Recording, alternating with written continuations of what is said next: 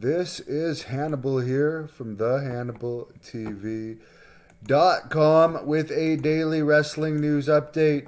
Unfortunately, due to some holiday in the US today, the ratings are being delayed from Saturday's collision. Sadly, we're not going to know how the collision did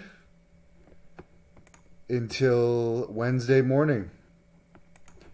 And as far as the Raw rating, we're still going to know that Tuesday, according to reports. So, a little bit of a delay. Sorry, the Raw rating will also be on Wednesday. It's not going to be Tuesday. Gable Stevenson, who's been under WWE contract for a while, Olympic champion, NCAA champion 3 times. Apparently, he's going to exercise his option. Sorry, 2-time NCAA champion. He's going to exercise his option to compete once again in NCAA competition next year. He still has a year left of eligibility.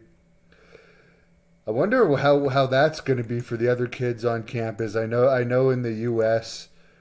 They're used to having like celebrity football players, but here's a guy that's been on major WWE shows, is an Olympic champion and a multiple-time NCAA champion. He should not be having. Actually, I guess it's going to be a challenge to him to stay not distracted from all the distractions that can pop up when you're that big of a celebrity, that young. But he seems to be doing a great job of staying focused. Mike Piper's right asleep beside me. And in other wrestling news, MLW put out a press release today regarding that their appeal that was originally thrown out regarding their antitrust lawsuit against WWE. The appeal has been upheld. The original lawsuit was thrown out. The next one is upheld. According to the New York Post, they are saying that WWE commands 92% of revenue from U.S. media rights and pro wrestling versus 6% for all elite wrestling and less than 2% of anyone else.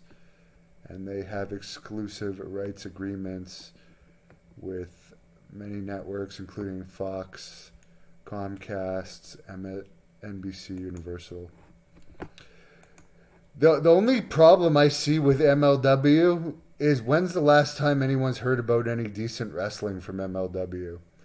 You hear about disgruntled employees like Enzo leaving after being false advertised, about people being held under contract, and sometimes these contracts are you only get paid if you wrestle, but if you don't wrestle, you have to stay under the contract, whether you're paid or not. That's what some of these that we've heard the rumor and innuendo on.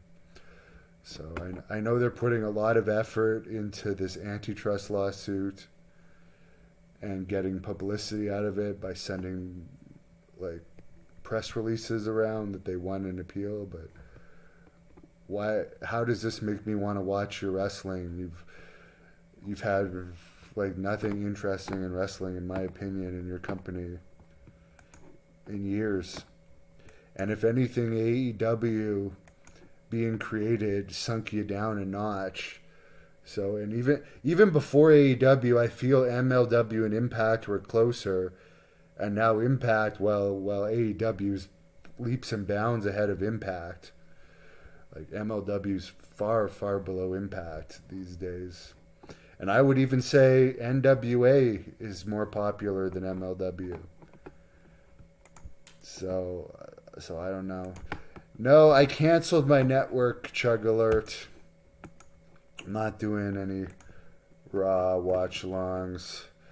It's not worth it. I don't like being negative, and those watch-alongs put me in a bad mood. I did have fun today putting up posters for the upcoming Smith Falls Great North Wrestling event.